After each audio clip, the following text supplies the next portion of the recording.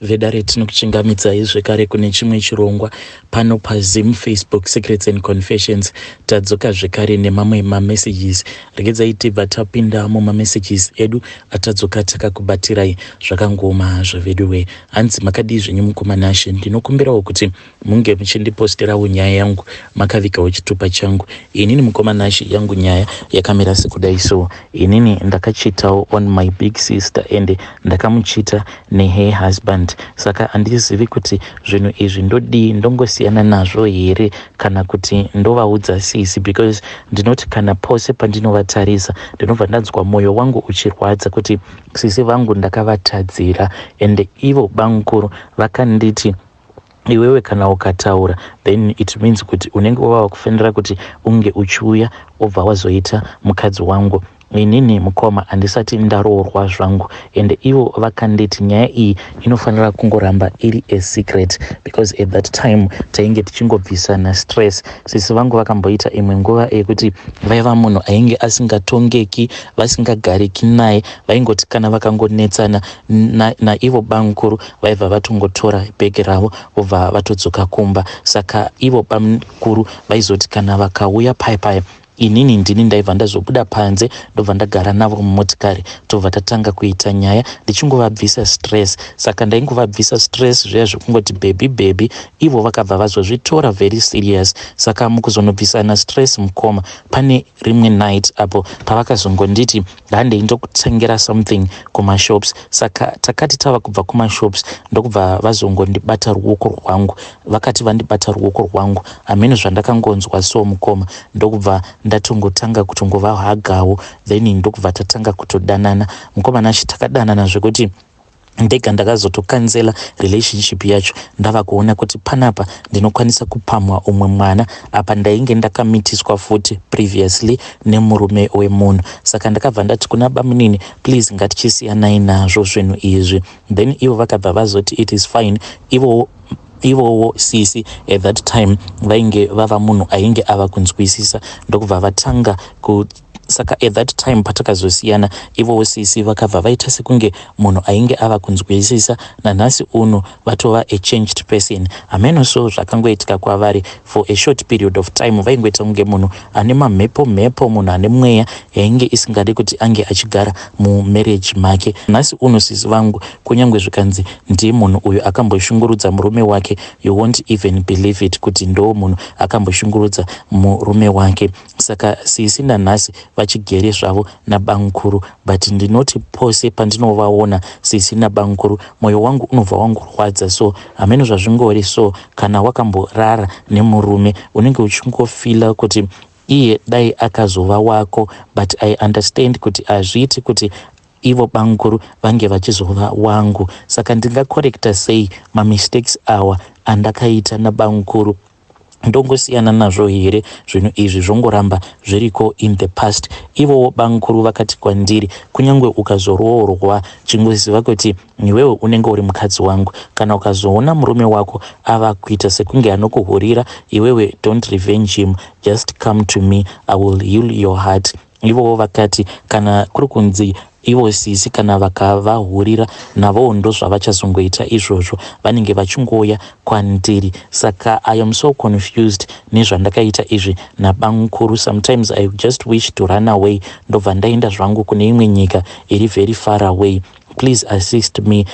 If it is about love, I do not know. Kana mukandibvunza kuti saka bankuru vako ava uchiri kuva da here kana kuti hauchavadi, I do not know. Tiri vanhu takambopinda tose mumachira tikaita bonde, worst of all tisingashandise dziviriro. Saka pane that connection ingoripo, but inini I control myself as much as I can. Navo vanozvicontrola, havana musi wavakazombondikumbira futi, but that thing yekuti takamborara tose we just know kuti ndo zvatakamboita izvi. Saka ndinokumbirawo kuti munge muchindibatsira kuti inini what do I do? Ndongoita get married here so that I can forget about him. Please assist me.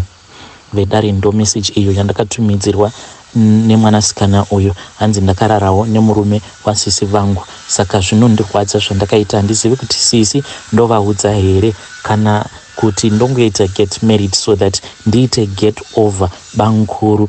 Hanzi kana ndikabvunzwa kuti banguru ndinovada kana kuti handivade, handina mhinduro. I do not know if I love him or if I do not love him, but it is tricky because banguru ndakapinda navo mujira tikarara tose pasina protection, saka I feel him. Hey, zvakangoma zvovedwe makuna chaiwo, asi ngatimubatsireiwo mwanasikana uyu. Ndakidzaiti vatenda panyedu inotevera. Nyedu inotevera yakamira sekudai so. Hanzi makadii zvenyu Mukomana, ndinokumbirawo kuti munge muchindiposterawo nyaya yangu makavikawo chitupa changu. Inini Mukomana ndauyawo padare renyu ndichingodawo kungouya kuzoreurura izvo zvandakaita nemunin'ina wangu. So painge paine kamwe kamufana so kataifarira kutamba nako, saka panext door pedu painge paine umwe muti uyu wainge uri mubhuru mangu, but muti uyu wainge uine mapazi awo ainge akaremberera kusaidi kwedu. Saka zvataizoita ndezvekuti taiti kana kwakati zii zviya nguva dziya dzatinenge tabva kubasa, taibva tatora kamufana kaya tobva takakwidza mumuti iko kaibva kazokwira nebazi riya kobva katanga kuti kandira mengo dziya. Zvakazoitika ndezvekuti one day takati takakwidza mumuti kudaro, apa pamba panext door pedu painge paine mamwe mazimbwa airuma, saka mazimbwa awa musi wacho iwoyo ainge asiri mucage. Then zvakazoitika ndezvekuti takakakwidza mumuti kudaro, imbwa dzedziya dzakabva dzazotanga kuhukura kamwana kaya ndokubva kazodonha pasi kakarumwa nembwa mukoma. Then musikana webasa ndokubva azobuda achidzidzinga. Ivo amaiwo vepo panext door apa musi wacho iwoyo vainge varimo zvavo mumba, saka vakabva vatanga kukarova kamwana aka. Vakakabvunza kuti chii chainge chaitika, kakabva kataura zvose izvo zvataipota tichiita. Inini manje nemufana wangu nekudawo kwekuti tainge tichitya, zvatakaita ndezvekuti takabva tazotora rimwe ladha tikabva tamhanya neladha riya ndokubva tazoriisa padhuze nejirawo, ndokubva tamhanya tikadzokera mumba panguva iyo pavainge vachiri kumurova mwana uyu. Ndokubva tatora mabooks edu tikabva tatanga kuverenga. Saka amai vedu patakapinda mumba ivo havana kukwanisa kutiona, ndokubva tanozvivharira muspare bedroom. Saka mukadzi uya wepanext door paakatanga kupopota achizouya pamba akabva azongonzi naamai vangu pindai. Amai vainge vakatogara zvavo musitting vachiona TV. Then akabva azotanga kupopota achiti isusu ndisu tainge tichikwidza kamwana aka kuti kange kachiba mango. Saka amai pavakadanidzira vachiti boys where are you, muripi. Isusu ndokubva tatobuda paya Mukoma. Inini ndakatobuda ndichitoita sekunge munhu ainge akatorohwa zvake nehope, zvekuti evidence yekuti tainge tamhanya tikapinda mumba amai evidence iyoyo vainge vasina. Vakabva vatongoti vana ava vanga vari muspare bedroom. Then amai ndokubva vatora mukadzi uya vakauya naye muspare bedroom medu.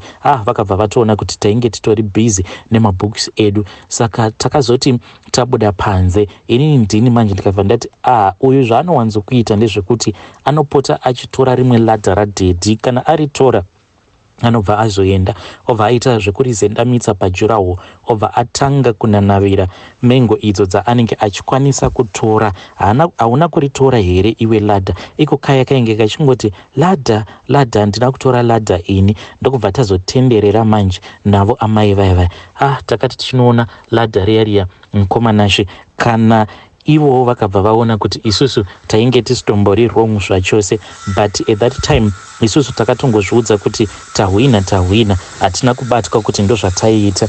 But nekukura manje I can see kuti zvinhu izvi zvatakaita zvinhu zviri very bad and zvinhu zviri very wrong, and I regret for all the actions that I did.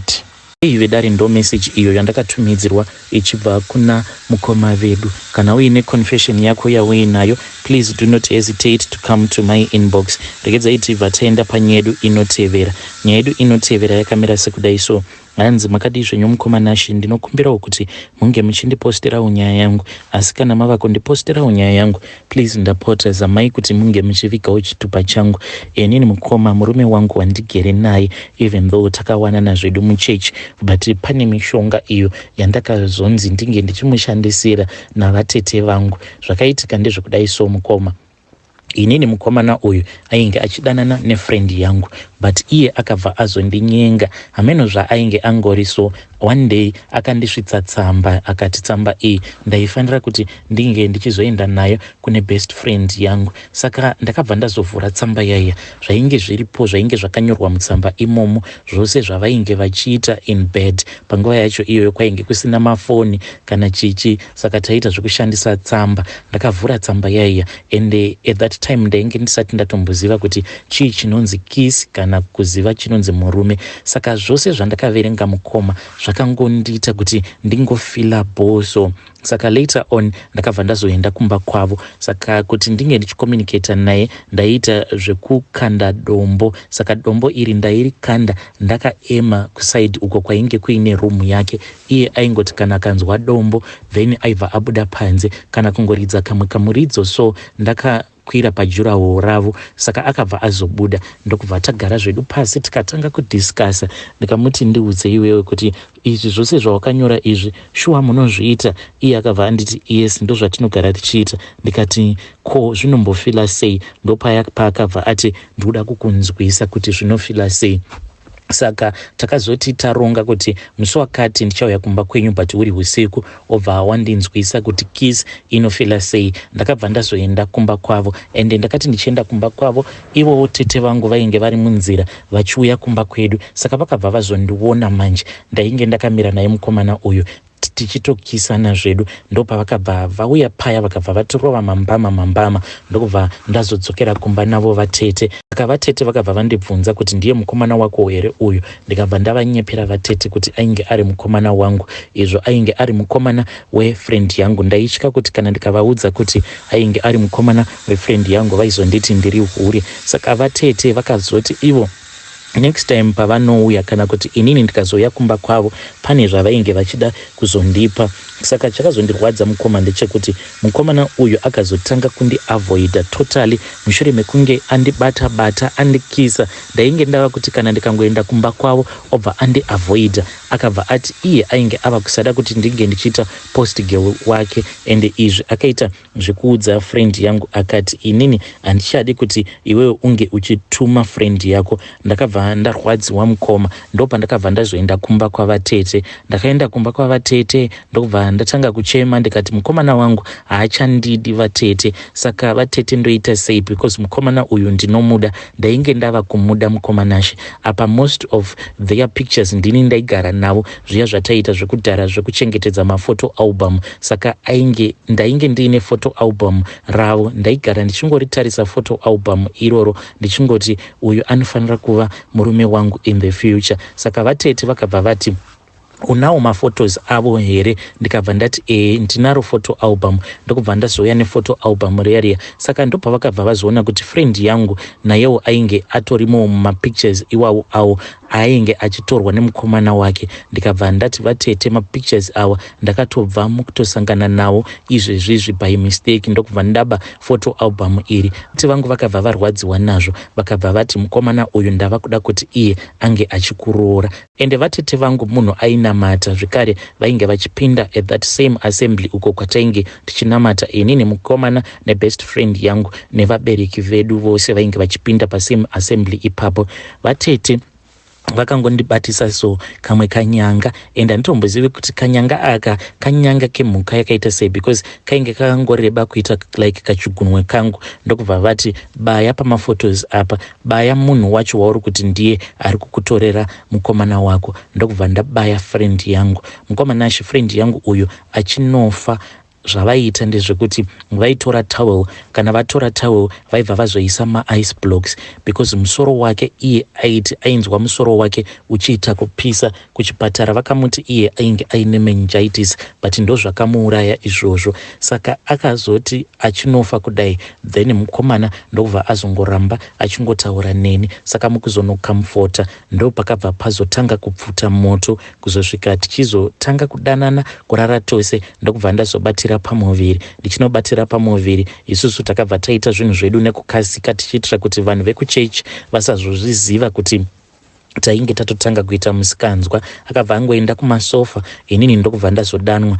Ndakabva ndangobvumirawo mudenga. Apa hapana kana munhu ainge achimbozviziva kuti isusu tainge tatotanga kutoita musikanzwa kuzosvika tichizonochata. And worst of all, vatete vangu ndo vainge vachitarisa vasikana chechi paya pamunenge mava kunochata. Saka vatete vangu vakangonditora ndokubva taenda kubathroom. Panguva iyoyo tainge titori kumba kwapasta, ndokubva vabuda neni.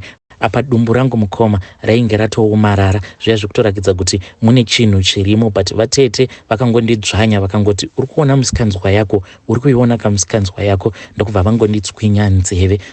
Ndakatochata zvakanaka-naka. Nanhasi uno mukomanashe, secret iyi hakuna kana umwe munhu anomboiziva, kana iye murume wangu haatombozvizivi kuti nditori nenyanga dzandakabatiswa navatete vangu. Ndokubva ndatobaya best friend yangu ichizosvika pakufa.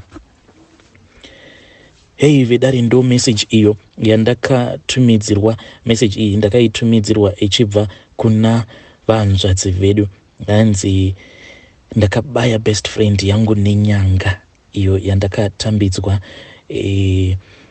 navatete vangu. Best friend yangu ikabva yafa. Nanhasi uno ndichigere nemurume wangu, takatoita vana vedu, tikatokudza musha wedu.